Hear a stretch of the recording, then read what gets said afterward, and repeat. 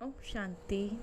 1971 की अव्यक्त मुरली की श्रृंखला में ये मुरली है 11/9/1971, 11th ऑफ सितंबर 1971।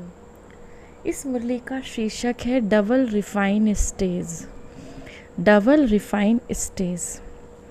आज बाप दादा बच्चों से कहते हैं, आज बोलना है क्या? बाबा बच्चों से पूछते हैं, आज बोलना है क्या या देखना है? बोलना है या देखना है? क्या देखना ही बोलना नहीं है? बाबा पूछते हैं, क्या देखना ही बोलना नहीं है? बाबा माना सभी बच्चों को दृष्टि दे रहे हैं, तो बाबा कहते हैं हमारी जो दृष्टि दे रहे हैं या देखना ही बोलना नहीं है। ऐसा अनुभव है जो कुछ बोलना हो वह मुंह से ना बोले, नैनों से बोले। कितनी सुंदर बात बाबा ने आज शुरू में ही कही है।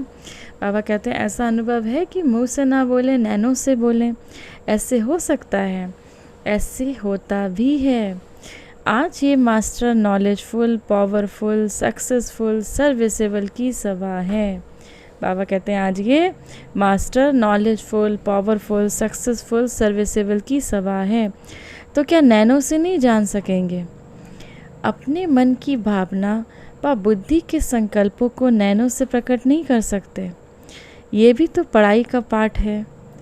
तो बताओ आज बाप दादा क्या बोलना चाहते हैं? बाबा कहते हैं अपने मन की भावना को, बुद्धि के संकल्पों को नैनों से नहीं प्रकट कर सकते। बाबा कहते हैं ये भी पढ़ाई का पाठ है। तो बाबा आज बच्चों से क्या पूछते हैं, आप बताओ बाबा क्या बोलना चाहते हैं? बाप दादा क्या बोलना चाहते हैं? जानते हो ना, मास्टर नॉलेजफुल हो ना, तो ये पाठ जब पढ़ चुके हो तो इसी पाठ का पेपर देने के लिए तैयार हो। महावीर तो हो ही, ये महावीरों का ग्रुप है ना।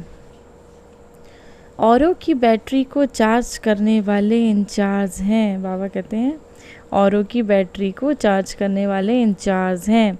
बाप दादा तो देख रहे हैं ये सभी नंबरवार पास हुए ग्रुप हैं।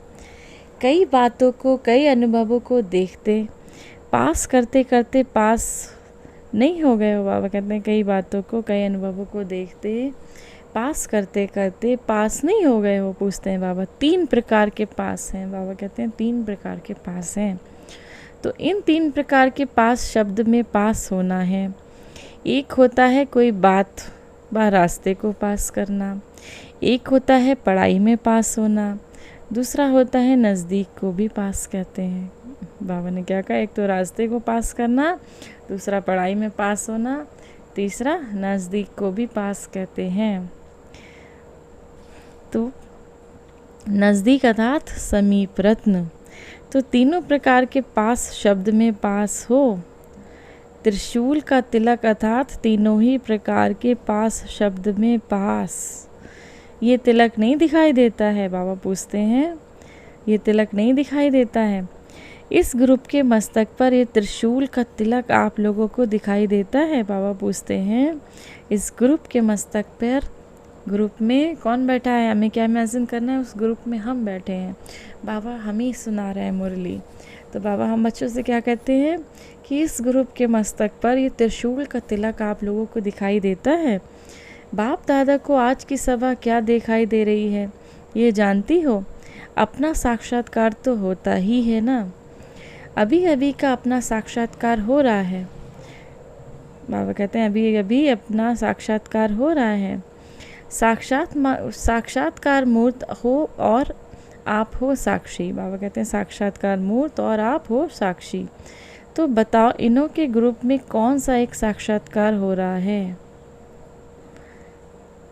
तो बाबा दादी से बात करते हैं। तो बाबा दादी से कहते हैं ये दादी माइक है, आप दीदी माइट हो। बाबा कहते हैं दादी माइक है और दीदी आप माइट हो। दीदी से कहते हैं बाबा ऐसे, ये माइट देती है, वह माइक बोलता है। बाबा कहते हैं माइट देती है, मानो शक्ति देती है, और ये माइक बोलता है। बाप दादा को क्या साक्षात्कार हो रहा है? क्यों अभी डबल ताज नहीं है क्या? बाबा पूछते हैं बाप दादा को क्या साक्षात्कार हो रहा है? क्यों अभी डबल ताज नहीं है क्या? अगर डबल क्राउन धारण नहीं करेंगे तो भविष्य में भी डबल क्राउन तो मिल ही नहीं सकती। बाबा कहते हैं डबल क्राउन धारण नहीं करेंगे तो भविष्य में भी डबल क्राउन मिल ही नहीं सकती। तो आज डबल ताजधारी, तिलकधारी, तख्त नशीन राज ऋषि दरबार देख रहे हैं। बाबा क्या देख रहे हैं? दरबार डबल ताजधारी, तिलकधारी, तख्त नशीन, राज ऋषि दरबार देख रहे हैं। भविष्य की दरबार तो इस दरबार के आगे फीकी लगती है। ये तो सच है। जब बाबा का बच्चों से मिलन होता है तो भविष्य की दरबार भी बाबा कहते हैं इस दरबार के आगे फीकी है। अगर अभी अभी अपना संगम योगी ताज, तिलक और तख्त नशीन पुरुषोत्तम मर्यादा संपन्न स्वरूप देखो और साथ साथ अपना भविष्य स्वरूप भी देखो, तो दोनों में कौन सा रूप स्पष्ट, आकर्षण मूर्त, अलौकिक, दिव्य व रूहानी देखने में आएगा। बाबा कहते हैं अभी का संगम योगी ताज देखो, अभी का अपना स्वरूप देखो और अपना भविष्य का माना सतयुग का स्वरूप देखो। तो बाबा कहते हैं दोनों में कौन सा स्पष्ट नज़र आएगा, कौन सा रूहानी देखने में नज़र आएगा, अभी का या भविष्य का?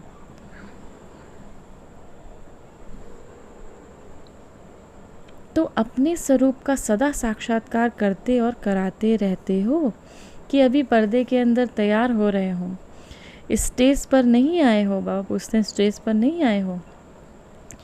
वर्तमान समय स्टेज पर किस रूप में रहते हो? अभी की अपनी स्टेज को कहाँ तक समझते हो? बाबा कहते हैं अभी पर्दे के अंदर तैयार हो रहे हो या विश्व मंच पर आए हो या स्टेज पर हो? तो वर्तमान समय स्टेज पर किस रूप में रहते हो? अभी की अपनी स्टेज को कहाँ तक समझते हो? एक है फाइनल स्टेज। तो फाइनल है, फाइन है, रिफाइन है। एक है फाइनल स्टेज, तो फाइनल है, फाइन है, रिफाइन है। आजकल मालूम है कि रिफाइन भी डबल रिफाइन होता है। बाबा कहते हैं आजकल मालूम है कि रिफाइन भी डबल रिफाइन होता है। तो अभी रिफाइन है, वो पूछते हैं अभी रिफाइन है या डबल रिफाइन होना है? रिफाइन होना है। बच्चों से पूछते हैं अभी रिफाइन हो चुके हो या डबल रिफाइन होना है या रिफाइन भी होना है? अभी एक बार का रिफाइन तो पूरा हो गया ना, अभी डबल रिफाइन होने आए हो। बाबा कहते हैं एक बार का रिफाइन तो पूरा हो गया, अभी डबल रिफाइन होने आए हो। फाइनल की डेट कौन सी है? अगर पहले से नहीं होगी तो आप लोगों के भक्त और प्रजा आपके संपूर्ण स्वरूपों का साक्षात्कार कैसे करेंगे? फिर नहीं तो आपके चित्र भी टेढ़े बाके बनाएंगे। अगर आपके संपूर्णता का फाइनल स्टेज का साक्षात्कार नहीं करेंगे तो चित्र क्या बनाएंगे? चित्र भी रिफाइन नहीं बनाएंगे।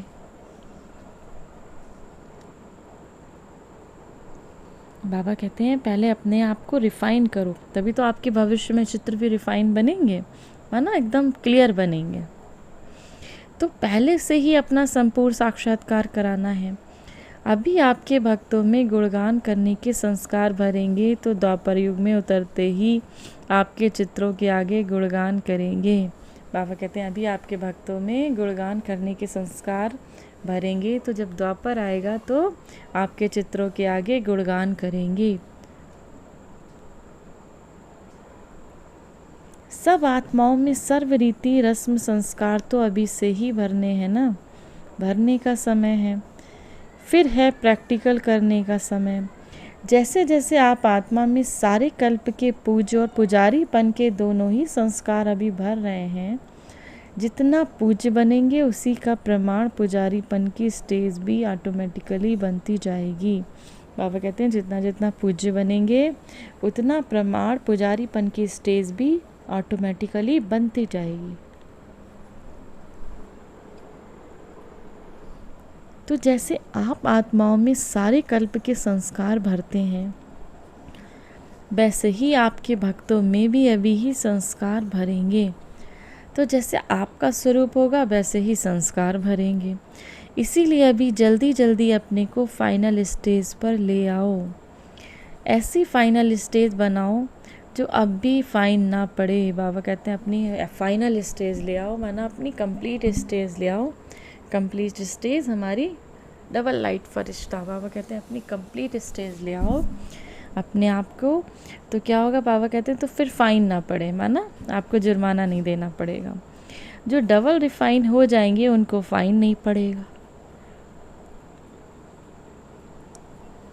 फाइनल वाले का कोई फाइल नहीं रह जाता है। इसीलिए जो भी कुछ फाइल रहा हुआ है उसको ख़त्म करो। अगर महावीरों को भी फ़ाइन भरना पड़े तो महावीर ही क्या, बाबा कहते हैं अगर महावीर को ही फ़ाइन भरना पड़े तो महावीर ही क्या। इसीलिए सुनाया है कि आज बोलना नहीं है, इशारे से ही समझने वाले हैं। ये तो ताज तख्त नशीन गुरब है, तो बहस सुनने से कैसे समझेंगे। अगर अभी भी कहने से करेंगे तो कहने से करने वाले तो मनुष्य होते हैं। आप लोग तो देवताओं से भी श्रेष्ठ हो, ब्राह्मण कहो व फरिश्ते कहो। फरिश्ते इशारे से समझते हैं, फर्श निवासी कहने से समझते हैं। अच्छा, बाप दादा इस ग्रुप को सारे विश्व के सामने क्या समझते हैं?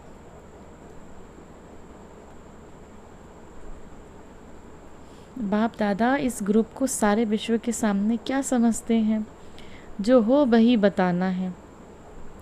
ये तो सारी सृष्टि को शरणागत करने वाली है, ना कि होने वाली।